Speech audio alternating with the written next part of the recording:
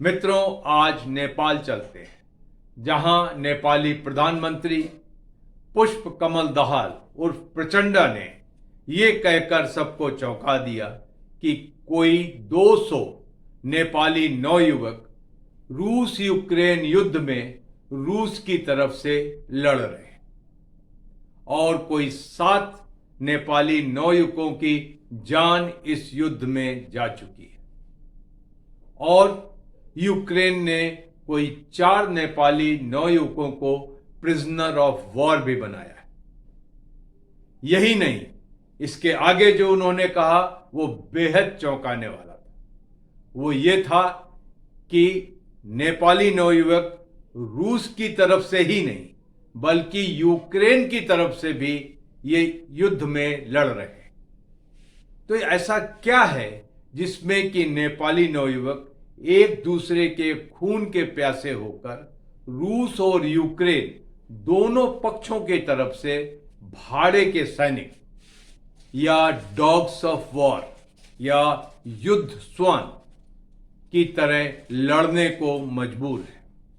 इस बारे में जानने के लिए थोड़ा पीछे चलते हैं। जून 2022 में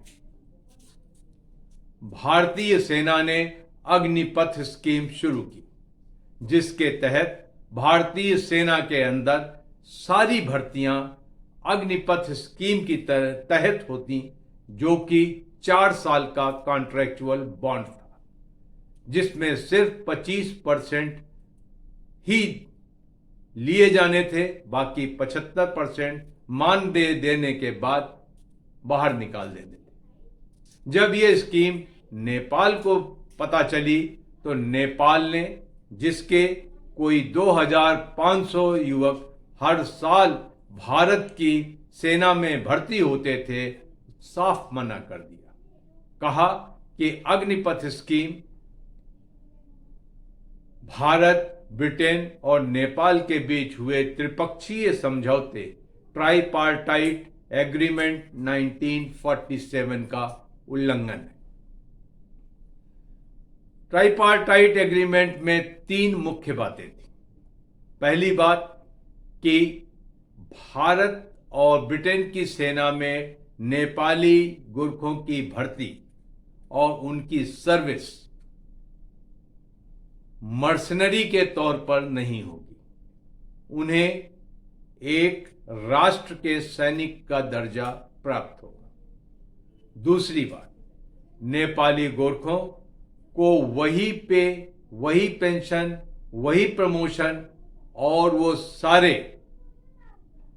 वो सारे सर्विस कंडीशंस मिलेंगे जो वहां के बाकी सैनिकों को मिलते हैं। और तीसरी बात, भारत और ब्रिटेन नेपाली गोरखे सैनिकों को कभी नेपाल के खिलाफ इस्तेमाल नहीं करेगा। क्योंकि Agnipath scheme across the board apply की गई थी, तो भारत की सेना में जो सर्विस कंडीशंस अब है वही नेपाली गोरखों को ऑफर की जा रही थी। तो इसमें कोई खिलाफ वर्जी नहीं थी। दूसरी बात, नेपाल के सभी नागरिक जो भारत सेना में काम करते हैं उनको एक भारतीय सैनिक होने का गर्व प्राप्त था, वो भाड़े के सैनिक नहीं थे।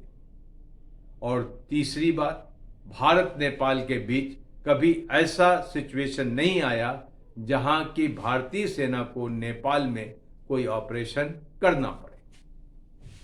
सिर्फ और सिर्फ नेपाल सरकार ने भारत विरोधी पोस्चर को मजबूत करते हुए और बीजिंग में बैठे अपने आकाओं को खुश करने के लिए अग्निपथ स्कीम का विरोध किया और अपने नौजवानों को भर्ती होने से रोका। हर साल कोई 2500 नेपाली गोरखे भारत की 7 गुरखा रेजिमेंट्स में भर्ती होते थे और भारत की सेना से सेवानिवृत्त होकर नेपाल में कोई 1,30,000 एक्स सर्विसमैन हैं जिनको हर साल भारत कोई 3,000 करोड़ रुपए की पेंशन देता है। नेपाल की अर्थव्यवस्था रेमिटेंस पर आधारित है और इस हाल में अगर नेपाली सरकार जवानों को भर्ती होने से रोकती है तो इसका दोष किसको जाना चाहिए कि आज नेपाली नवयुवक भाड़े के सैनिक या डॉग्स ऑफ वॉर की तरह से रूस और यूक्रेन युद्ध में आमने सामने खड़े। वो 7 नौजवान जो मारे गए उनके शव आज तक नेपाल नहीं पहुंचे। शोक संतप्त माता पिता और परिजनों ने घास फूस का प्रतीकात्मक शव बनाकर उनकी अंत्येष्टि की। वो 4 प्रिजनर ऑफ वॉर जो पकड़े गए हैं यूक्रेन द्वारा, उनका कोई अता पता नहीं।